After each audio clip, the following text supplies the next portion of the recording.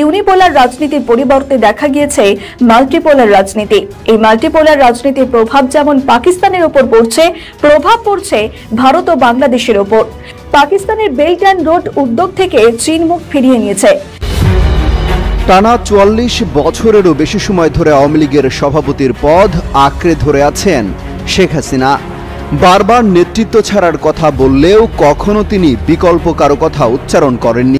ওরা জানে আমরা গরিব, এই কারণে এরা এরকম প্ল্যান করার সাহস করে। আর আমাদের মতো গরিবরা এই ধরনের সুযোগ পাইলে আমাদের মতন দেশের সরকারও এগুলো নিয়ে প্রাউড করে। কিন্তু টাকার জন্য বা টাকার লোভে অন্তত এই ধরনের মিশনে কোনোভাবেই যাওয়া উচিত না, কোনোভাবেই না। এখানে কয়েক মাস আগে আসন্ন জাতীয় সংসদ নির্বাচন ইস্যুতে রাজনৈতিক দলগুলো পরস্পর বাগযুদ্ধে জড়ায়। অন্তর্বর্তী সরকার রাজনৈতিক নেতাদের সংযম থাকার আহ্বান জানালেও তাতে সাড়া না দিয়ে চলতে থাকে কথা লড়াই। এমতো অবস্থায় হঠাৎই পদত্যাগের বার্তা দেন সরকারের প্রধান ডক্টর মোহাম্মদ ইউনূস। আসসালামু আলাইকুম রাহমাতুল্লাহ। সবাই কেমন আছেন? আশা করি সবাই অনেক ভালো এবং সুস্থ আছেন। সবাইকে স্বাগতম জানাচ্ছি আমাদের আরেক নতুন ভিডিওতে। প্রতিদিনের মতো আমি আপনাদের রিয়াদ ফারুকী। দর্শক, আজকের ভিডিও টাইটেল এবং থাম্বনেল দেখে বুঝতে পেরেছেন আজকের ভিডিওটা কতটা গুরুত্বপূর্ণ হতে চলেছে। দেশে যে রাজনৈতিক চলমান পরিস্থিতি চলতেছে তার ধারাবাহিকতা আজকের ভিডিওটা আপনার মাঝে তুলে ধরার চেষ্টা করেছি। আমরা দেশের রাজনৈতিক চলমান পরিস্থিতি সম্পর্কে সামাজিক যোগাযোগ মাধ্যমে বেশ কিছু ভিডিও ক্লিপস পাই, যেগুলো আপনাদের মাঝে ভিডিও করে আপনাদের মাঝে তুলে ধরার চেষ্টা করি, যেগুলোর মাধ্যমে যে ভিডিওগুলোর মাধ্যমে আপনারা বেশ কিছু তথ্য জানতে পারবেন দেশে যে রাজনৈতিক চলমান পরিস্থিতি চলতেছে সে সম্পর্কে। ইতিমধ্যে আপনারা সবাই ভিডিওর শুরুতে বেশ কিছু অংশ দেখে বুঝতে পেরেছেন আজকের ভিডিওটা কতটা গুরুত্বপূর্ণ হতে চলেছে। তাই আমি আর বিষয়টা নিয়ে বিস্তারিত না বলে সরাসরি মূল আলোচনায় চলে যাচ্ছে। তার আগে আপনাকে ছোট্ট একটি অনুরোধ জানাতে চাই, যারা আমাদের চ্যানেলটিতে এখন সাবস্ক্রাইব করে সাথে থাকবেন, যারা সাবস্ক্রাইব করেছেন তাদের অসংখ্য ধন্যবাদ। যারা সাবস্ক্রাইব করেন তাদের উদ্দেশ্যে একটি কথা বলবো, দেখতে থাকুন, দেখতে ভালো লাগবে, ভালোবাসা হয়ে যাবে ইনশাআল্লাহ। দর্শক, আর বেশি কথা না, আমরা এখানে একটু ধারাবাহিকভাবে একটু বিস্তারিত দেখি। বাংলাদেশের দোস্ত দোস্ত না রহা, প্যার প্যার না রহা। এই কিছুদিন আগেও পাকিস্তানের সঙ্গে চীনের সম্পর্ক ছিল একেবারে হরিহর আত্মার সমান। সম্পর্ক এতটাই বন্ধুত্বপূর্ণ ছিল যে পাকিস্তান সে দেশের বন্দরকে বাণিজ্যিক স্বার্থে চীনকে উপঢৌকন হিসাবে তুলে দিয়েছিল। আন্তর্জাতিক রাজনীতিতে এই দুইয়ের সম্পর্ককে বলা হতো অল ওয়েদার ফ্রেন্ডস। মধুচন্দ্রিমা শেষ, এখন ইসলামাবাদের সঙ্গে বেজিং এর সম্পর্ক সাপে নেউলে। অনেকেই প্রশ্ন করতে পারেন, কোথাও তেমন কিছু তো দেখা যাচ্ছে না। এই তো কিছুদিন আগে তিয়ানজিনে সাংহাই কোঅপারেশনের বৈঠকে গিয়েছিলেন পাকিস্তানের প্রধানমন্ত্রী শেহবাজ শরীফ। তিনি চীনের প্রেসিডেন্ট শি জিনপিং এর সঙ্গে বৈঠক করেন। তাহলে গোলমাল হলো কোথায়? এই দৃশ্যটা সকলেই দেখেছেন। চীনের প্রেসিডেন্ট শি জিনপিং, প্রধানমন্ত্রী নরেন্দ্র মোদী এবং রুশ প্রেসিডেন্ট ভ্লাদিমির পুতিন একে অপরের হাত ধরে দাঁড়িয়ে রয়েছেন। সেই সময় পাকিস্তানের প্রধানমন্ত্রী শেহবাজ শরীফকে দেখা গেল বেজার মুখে এক কোনায় দাঁড়িয়ে থাকতে। ক্যামেরা মিথ্যে বলে না, এই হিসেব নিকেশ পাল্টে দিয়েছে আন্তর্জাতিক সমীকরণ। এখন ইউনিপোলার রাজনীতির পরিবর্তে দেখা গিয়েছে মাল্টিপোলার রাজনীতি। এই মাল্টিপোলার রাজনীতির প্রভাব যেমন পাকিস্তানের উপর পড়ছে, প্রভাব পড়ছে ভারত ও বাংলাদেশের উপর। পাকিস্তানের বেল্ট অ্যান্ড রোড উদ্যোগ থেকে চীন মুখ ফিরিয়ে নিয়েছে। বেজিং ইসলামাবাদকে জানিয়ে দিয়েছে তারা নতুন করে এই প্রকল্পে বিনিয়োগ করবে না। পাকিস্তান পড়েছে মহা ফ্যাসাদে। এমনকি সাংহাই কোঅপারেশনের বৈঠকে শাহবাজকে সেভাবে পাত্তা দেয়নি বেজিং। ফলে ইসলামাবাদ জুড়ে একটি চীন বিরোধী হাওয়া বইতে শুরু করেছে। ঝড় না হলেও হাওয়ার গতিবেগ বেশ ভালোই। সুযোগ বুঝে আমেরিকা পাকিস্তানের দিকে হাত বাড়িয়ে দিয়েছে। এশিয়ান ডেভেলপমেন্ট ব্যাংকও পাকিস্তানের দিকে টাকার ঝুলি এগিয়ে দিয়েছে। চীন, ভারত, রাশিয়া এই ত্রিশক্তির প্রভাব পড়তে শুরু করেছে পাকিস্তানে। বেজিং ইসলামাবাদ ইকোনমি করিডোর এখন বন্ধ হওয়ার মুখে। চীনের অর্থনীতি বর্তমানে যে খুব ভালো তা কোনোভাবেই বলা যাবে না। সেদেশের জিডিপি ক্রমেই পড়ছে। 2021 থেকে পাকিস্তানে কর্মরত চীনা নাগরিকদের ওপর প্রাণঘাতী হামলা হয়েছে। ঘটনায় বেজিং রীতিমতো অসন্তুষ্ট। সেই দেশে কর্মরত চীনা নাগরিকদের নিরাপত্তা সুনিশ্চিত করার দাবি জানিয়েছে বেজিং। তার সুদূর প্রসারী প্রভাব পড়ছে দ্বিপাক্ষিক সম্পর্কে। তারই অঙ্গ হিসাবে সাংহাই কোঅপারেশনের বৈঠকে শেহবাজ শরীফ যোগ দিতে গেলেও তার খুব একটা খাতির যত্ন করেনি বেজিং। চীনা প্রেসিডেন্ট শি জিনপিং পাক প্রধানমন্ত্রী শেহবাজ শরীফের সঙ্গে কথা বলেছেন ঠিকই, তবে সাংহাই কোঅপারেশনের বৈঠকে নয়। দুয়ের মধ্যে কথাবার্তা হয়েছে বেজিং এ। সাংহাই কোঅপারেশনের বৈঠক শেষ হওয়ার পর, যা পাকিস্তানের পক্ষে বেশ অস্বস্তির কারণ। পাশাপাশি এই বৈঠক থেকে ইসলামাবাদকে ঘুরিয়ে একটি বার্তাও দিয়ে রাখলো বেজিং। এর পিছনে বড় কারণ, সিপিএসি প্রজেক্ট, এই প্রজেক্টের একটি বড় অংশ বালুচিস্তান প্রদেশে। এই বালুচিস্তান প্রদেশের বাসিন্দারা দীর্ঘদিন ধরে স্বাধীনতার দাবি জানিয়ে এসেছে। সেখানে চীন বিরোধী একটি মনোভাব তৈরি হয়েছে। বালুচিস্তান লিবারেশন আর্মি নিয়মিত চীনের বিভিন্ন প্রকল্পে নিয়মিত হামলা চালাচ্ছে, চীনের নাগরিকদের ওপর হামলা চালাচ্ছে। তারা বিশ্বাস করে চীন বালুচ নাগরিকদের শোষণ করে তাদের সম্পদ লুট করে নিচ্ছে। বালুচ জাতীয়তাবাদী গোষ্ঠীগুলি মনে করে চীনা বিনিয়োগ আসলে পাকিস্তানের রাষ্ট্রীয় নিপীড়নের একটি সম্প্রসারণ। তারা পাকিস্তানের দুর্বল অবস্থায় সুযোগ নিতে শুরু করেছে। ব্যুরো রিপোর্ট, নিউজ বর্তমান।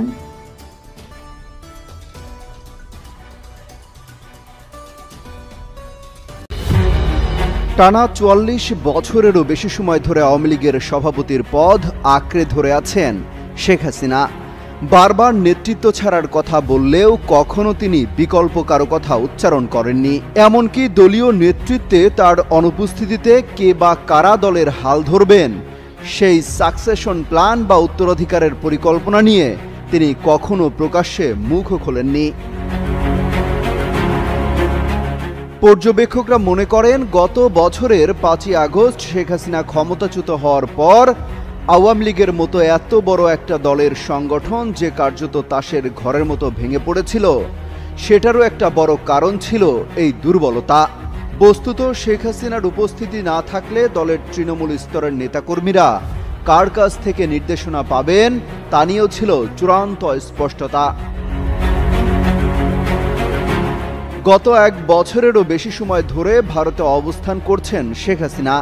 সেখানে তার গতিবিধি, দলের নেতাকর্মীদের সঙ্গে মেলামেশা, সব ব্যাপারেই অনেক কড়াকড়ি আছে।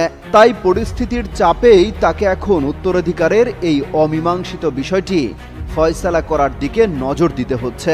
এ নিয়ে বিবিসি বাংলা একটি প্রতিবেদন প্রকাশ করেছে। সেই প্রতিবেদনে বলা হয়েছে শেখ হাসিনা তার পুত্র সজীব ওয়াজেদ জয় ও কন্যা সাইমা ওয়াজেদ পুতুল এই দুজনকে নির্দিষ্ট দায়িত্ব দিয়ে আওয়ামী লীগের শীর্ষ নেতৃত্বে আনার পরিকল্পনা চূড়ান্ত করেছেন। পাশাপাশি এখানে একটা ভূমিকা থাকবে শেখ রেহানার ছেলে রাদওয়ান মুজিব সিদ্দিকী ববিরও।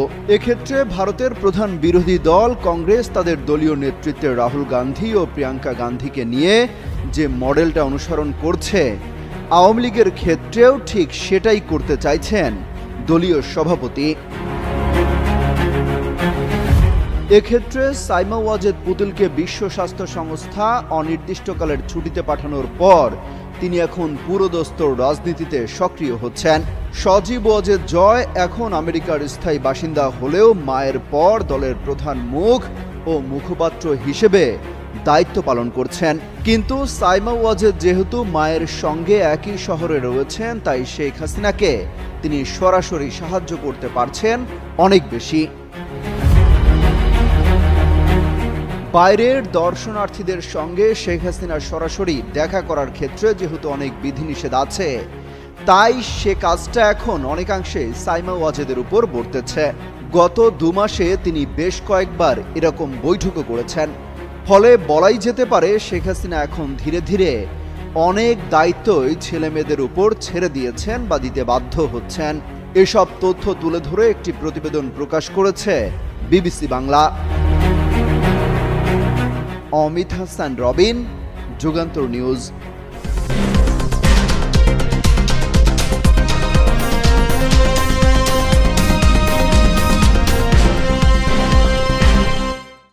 ওরা জানে আমরা গরিব, এই কারণে এরা এরকম প্ল্যান করার সাহস করে।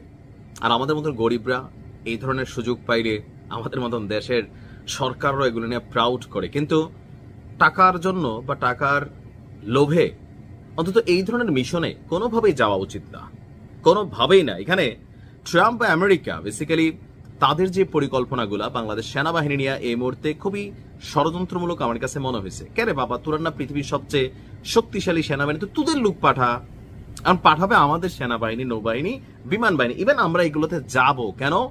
কারি কারি ডলার পাওয়া যায় মিশনে গেলে। দেখেন অন্যান্য দেশে এই ঘটনা ঘটে, সেটা মাইনে নিলাম।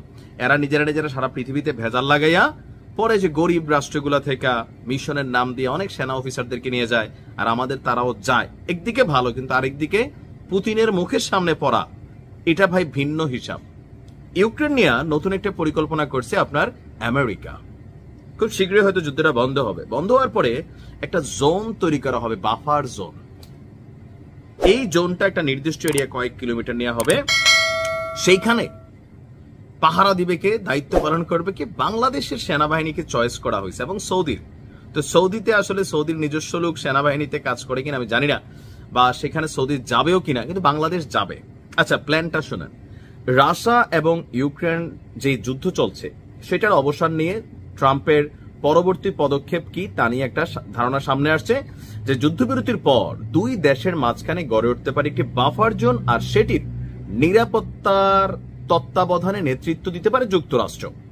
মার্কিন গণমাধ্যম এবিসি নিউজ বলছে শুধু আমেরিকা নয়, বাফার জোনের স্থিতিশীলতা নিশ্চিত করতে সেখানে মোতায়েন করা হতে পারে ন্যাটো বহির্ভূত দেশগুলোর সেনা। তো ন্যাটো তো পুরোটা ইউরোপী, এর বাইরে কারা আছে? আমাদের মতন গরিব মিসকিন দেশগুলা, যেখানে আলোচনায় এসেছে সৌদি আরব, বাংলাদেশ সহ একাধিক দেশের নাম।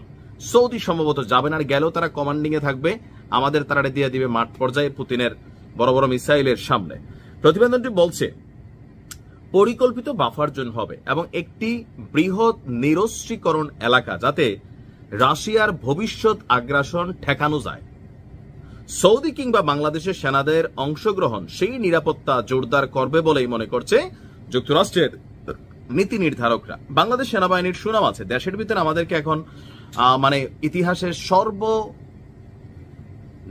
পর্যায়ে বাংলাদেশ সেনাবাহিনীর মান মর্যাদা প্রতিনিয়ত ভুলণ্ঠিত হচ্ছে অনেকের কাছেই। সেনাবাহিনী ধৈর্যের পরিচয় দিচ্ছে, কিন্তু দেশের বাহিরে সেনাবাহিনী মিশনগুলোতে যখন যাচ্ছে, জাতিসংঘ বা বিভিন্ন জায়গায় পজিটিভ বার্তা রাখছে। আমাদের অনেক ভাইরা কুয়েতেও অনেক দায়িত্ব পালন করছেন, আমারও পরিচিত আছে, যে মিশনের পরেও তো ওই দেশের সরকার তাদেরকে সেখানে রাইখা দেয়। তো এগুলা দেখা বা সামহাও মনে করছে যে বাংলাদেশ গরিব রাষ্ট্র, সেনাবাহিনী মোটামুটি আছে ভালোই, সাহসিকতাও আছে, তো পাঠাই দাও রাশিয়ার আগ্রাসন ঠেকাইতে, মানে ইউক্রেনকে নিরাপত্তা দিতে। কারণ ইউক্রেন থেকে রাশিয়াতে হামলার পরিমাণ বা সংখ্যা খুবই জিরো। রাশিয়া যে কোনো সময় আবারও ধুচাবে। তো যখন ধুচাইতে আসবে তখন আমাদের যারা ভাইরা বা পুলিশ, সেনাবাহিনী, বিজিবি, আই ডোন্ট নো কোথায় কোথায় থেকে যাবে, তাদের জীবন আসলে অনিরাপদ থাকবে। পৃথিবীর অন্যান্য দেশে আমাদের মিশনের জন্য আরো হাজার হাজার সেনাবাহিনীর লোক যাক, কিন্তু এই অঞ্চলে আমি যতটুকু বুঝতে পারতেছি বাফার জোনে এখানে যাওয়া কোনোভাবেই উচিত হবে না। এখন অনেকে